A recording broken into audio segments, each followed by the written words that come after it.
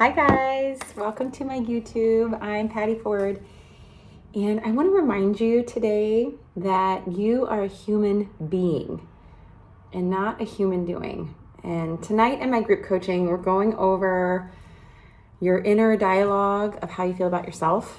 And that's sometimes the hardest concept to grasp because how we think about ourselves is really dynamic, it's really complex. It comes from a lot of different layers of life.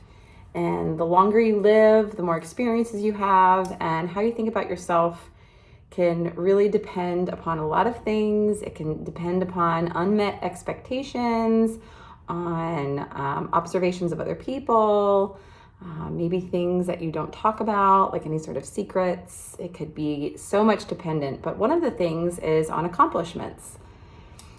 And sometimes the way that we were raised, we were expected to receive love on what we did, on report cards or chores or career or the amount of money that you made or whatever.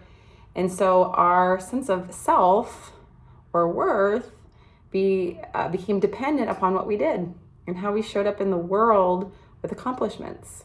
When in reality, you have worth because you're a human, period. So human to human, you have value, period. And that gets really confusing when our subconscious or our sense of self is based upon what we do in the world. And it gets super tricky and it's not easy to pinpoint. And so your worth, your human being, and your human doing, both are important. Like what you do in this world can make a big impact. So I'm not saying your human doing isn't important, but your human being and human doing, if they get gelled together, it can get really, really messy. So to separate them is vital to work on your inner habits of thinking about yourself. And sometimes that can be really hard. But just start by saying, I'm a human being first, rather than a human doing, and see how that lands. And hope that helps. Have a good day. If this is helpful, follow along, subscribe, and I'll talk to you soon. Okay, bye.